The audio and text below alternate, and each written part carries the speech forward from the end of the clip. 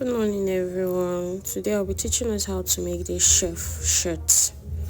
Now I'll be drafting on a pattern first. The first thing I would do is to mark 5" from my center fold.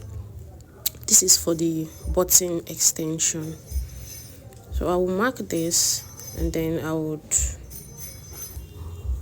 draw a straight line connecting my dots.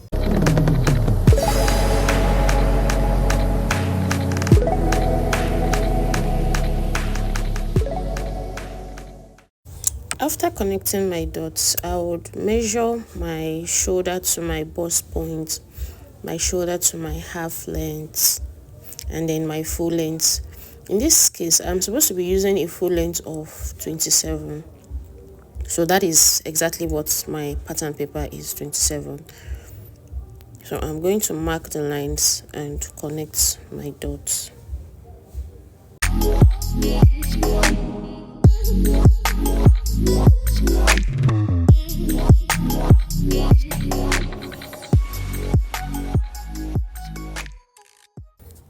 After connecting the dots, I would mark my chest line by coming up from my bust point by 2 inches. So after doing that, I marked half of my shoulder measurement here and added ½ inch to it. So my shoulder measurement is 8 inches and I added ½ inch for joining the sleeve. So I would mark my neck width and then so that I can get my shoulder slope. I came down from my half of my shoulder measurement by 1 and connected to my neck width. On where I marked my chest point, I am going to impute my shoulder measurement and then mark a straight line. I'm doing this so that I can know where exactly I am marking my straight line to. I'll retake my shoulder measurement on that chest line and then connect to my shoulder slope. You just follow what I'm doing, and I still have other tutorials where I drafted a basic bodice, because this is essentially a basic bodice. So I would mark my quarter of my bust measurement on my chest line so that I'll be able to get my armhole curve. Mark half of my chest line, that is the line from the shoulder slope to the chest line. Then come in by ½ inch and connect to quarter of my bust line, just as you see me do. After that, I'm going to be taking my proper body measurement. So because this is a shirt, I'm going to be dividing my waist by 4 and I would add 2 inches, 1 inch for ease allowance and the other inches for sewing allowance. This is because I don't want it to be very fitted. But if you're using a fabric that is stretchy, like the kind of fabric I later used, you can just add 1 inch for stitching allowance. But I would advise you use 2 inches because I ended up putting a rope in mine. So for the length, I used my hip measurement divided by 4 plus 1½ inch. That's ½ inch for ease and 1 inch for sewing allowance. My bust, I did my bust measurement divided by 4 plus 1½ ½ inch for ease and 1 inch for stitching allowance. So for the neckline, I came down by 3 inches. Remember, the width is 3 inches. For the front, I came down by 3 inches. For the back, by 1 inch. I'm going to be using this pattern to cut both my front and my back. So I connected the lines, and then at that point where we came in by 5 inches, I'm going to go to the edge there and mark 4 inches. This is so that I can get that fine curve and slope around the button area. So I would connect this.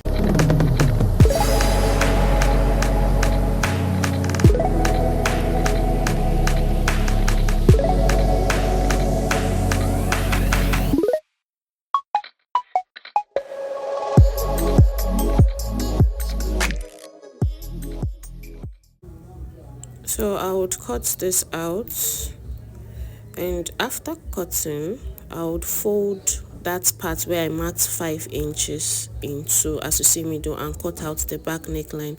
Now that is what I'm going to use to cut my back pattern. So this is me cutting my front pattern. Sorry I didn't show a clip of how I cut the back pattern, but it's just the normal way of cutting your clothes. Remember, the back is on fold, there's no opening at the back. So I'll cut my front.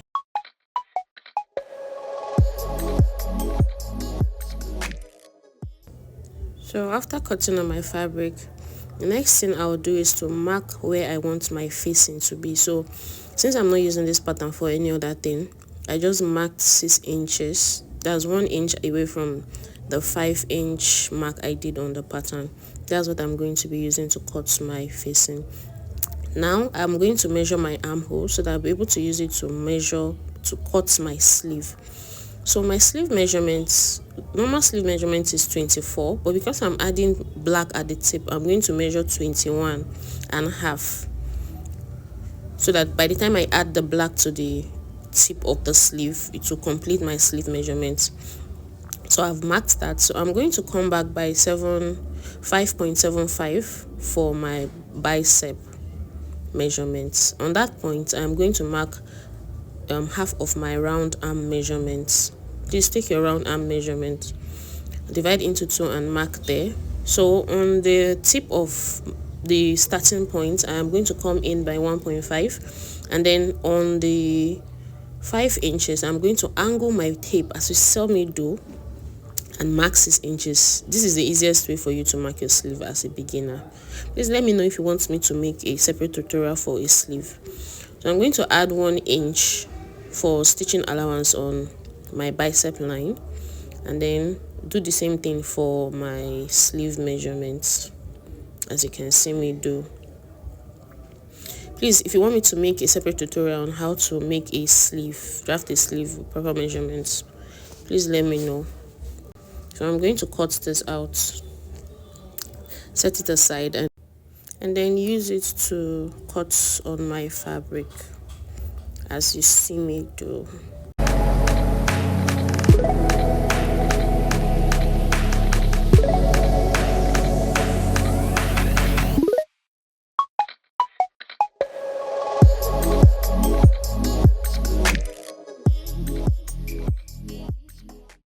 Please, if you've not subscribed, this is the right time to do that. Thank you. So the next thing I did was to use my facing, the facing I cut out for the front. I cut it out on a normal lining because I was trying to manage my fabric. So I'm going to cut it exactly as it is. This is the easiest way for you to do this, so you don't just go and cut a straight fabric because of the neckline. So after doing that, I would try and place there's a mistake I did actually. When you finish cutting, please notch where the 5-inch stops, so that when you're turning the neckline, you would know where to stop. So that's what I am doing here. Please don't forget. So for my sleeve, I'm going to measure what I have there so that I can be able to create the black fabric extension. Remember, my sleeve length is 24, and what I cut out for my white, for my normal sleeve, for my sleeve length was 21. So I'm going to cut an extra black fabric to complete it. So what I did here was to measure what I had on the tip of the white fabric. What I had there is 6.5. So what I'm going to do is I'm going to fold my fabric into 2, like you see me do, and then fold into 4, because I don't want this to have a joining at the top. Fold into 4. When I do this, I'm going to measure that 6.5 inches I measured from the white, and then I went up by 4 inches. You can do 3 inches. It depends on how long you want your sleeve to be. So I'm doing 4 inches. I'm going to cut this out, and then you're cutting this 2 times, 1 for each sleeve. So I'm going to do that, and I would open it. So when you open it like this, you're going to stitch on the 2 sides. depending on what you want. If you want your sleeve to be fully closed, you can do that, but I want mine to be open at the edge. So I've done that. I would open my sleeve as you see me do, and then place the black and stitch on top like this. After that, you can serge it. So I'll keep that aside and work on my main bodice.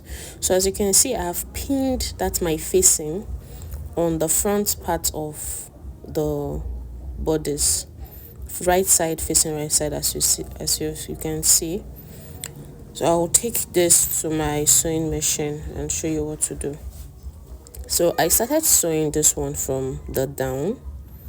I would sew to the neckline points, turn my machine as you can see to sew the neckline. So before I get to the edge of my facing, I'm going to fold it inward by 1/2 inch so that it will meet where I notched. Do you understand? As you can see me do here now, right? I folded that part by 1/2 inch inward so that when I want to iron this and put my hemming gum, it will be very easy for me. Even if you want to stitch on it, it will still be easy for you. You can do this ironing, this 1/2 inch ironing, before you join to the facing, but this is how I did mine. So after doing that, I would notch it and give it a very good press.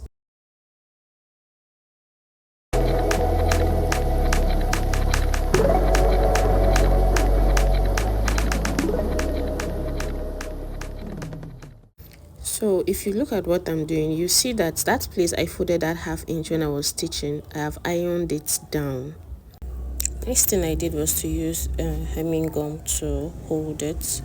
I put in the edge first because I want that place to be stiff, and then I put it where that my 1/2 inch is. I am doing this because I don't want to sew anything outside.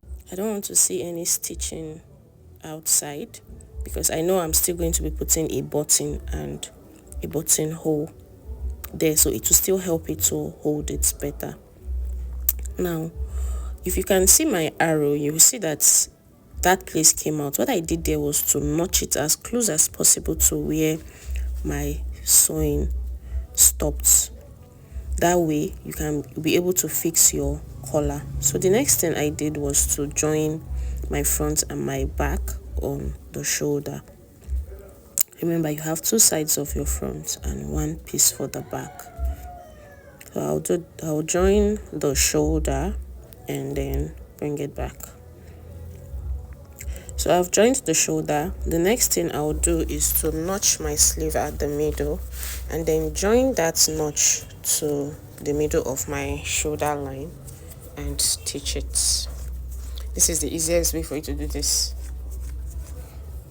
to join this, couple these shirts. So I would join it this way and then bring it back for us to see. So I'm done joining my sleeve to my shirt, and this is what it looks like. The next thing I'm going to be doing is to join the sides. Now before I join the sides, I cut a rope for this shirt because I want it to be snugged at the waist. That's something that she can easily adjust, meaning that any size can actually wear the shirt with a rope. So I'm going to mark her the half length and then put the rope in between the front and the back. This way when I'm joining my sides, it will just join. So after doing this, I'm going to pin it from the edge. I'm going to pin it from the edge to the place I want my sleeve to stop. Now for this shirt, I don't want the joining to get to the hem, so I'm going to come up by 6 inch. So that's where my stitching for the side would stop. So I'll connect this, do the same thing for the sleeve. For the sleeve, remember I said I wanted a part of the black part to be open. That is why I turned the edge of the black part. Now if you want to close yours completely, you can do that. So I'm just going to mark where I want it to stop and then connect everything from the 6 inch at the hem down to the sleeve. That way when I want to close, I close everything together. So I'll do the same thing for the other side.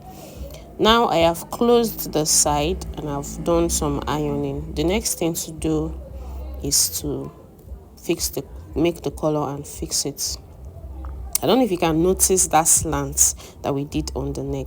See how fine it is. Now, first thing you're going to do is to measure round your neck. That is from the unsewn part. That place I said you should notch by ½ inch so that it will come out from one side to the other. You're going to measure it. What I had there is 17. I'm going to mark a starting line. I'm going to divide my 17 into 2. I would mark it on that starting line and then add ½ inch for turning the edges.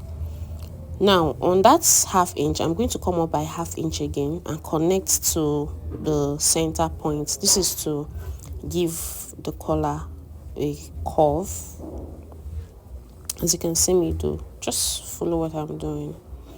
This will give the collar a curve. So after that, I'm going to come up by 2 inches. I want my collar to be 2 inches. I'm going to mark 2 inches on both sides and also connect that.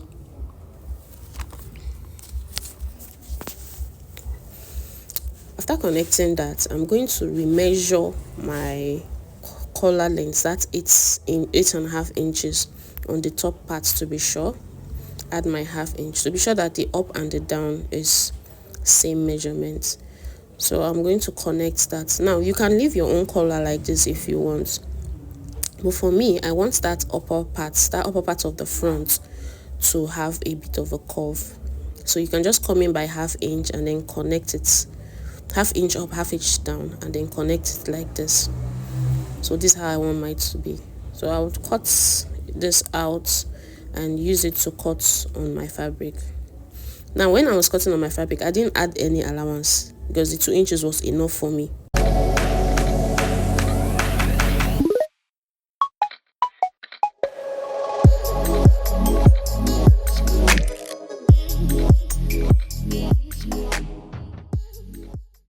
Please remember that you're cutting 2 of this. One is going to serve as the lining for the other one.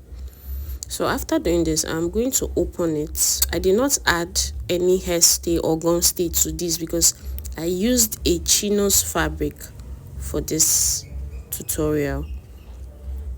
You can actually use any fabric you like, crepe or whatnot, but I used the chinos fabric, and a chinos fabric is very, very, very thick. So I'm going to fold one part of this collar at the edge, at the end, that's at the bottom part, by half. You know the way you fix your collars now. I'm going to iron it, and then I'm going to take my neck measurements to be sure of where I am stitching all around. That is exactly what I did here. So after that, I'm going to turn it inside out and then iron it. Now I pinned the part where I didn't iron ½ inch in to the wrong side of my shirt, as you can see. Started from that point to the other point. After sewing this, I'm going to notch, and then I'm going to flip that part where I ironed ½ inch in to the other side, that's to the right side, as you can see, and I'm going to use it to cover the rough edges. Cover and pin. Please make pinning your best friend. It's going to help you. At least when you pin, you see if you're doing the right thing or not. Please, notch where necessary. Please, please, please, if you have not liked this tutorial at this point, please do that. Please help your sister. Please subscribe. So that's what I did here. I'm going to pin.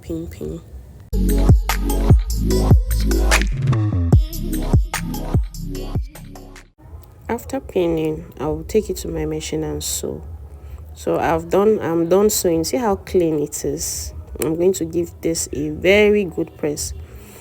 Now I'm going to mark where I want my buttonholes to be. You see, you're marking at the edge and where that 5 inch we measured when we were drafting this stopped.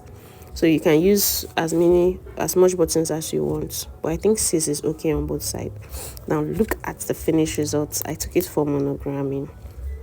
Please subscribe, like, and share. Thank you.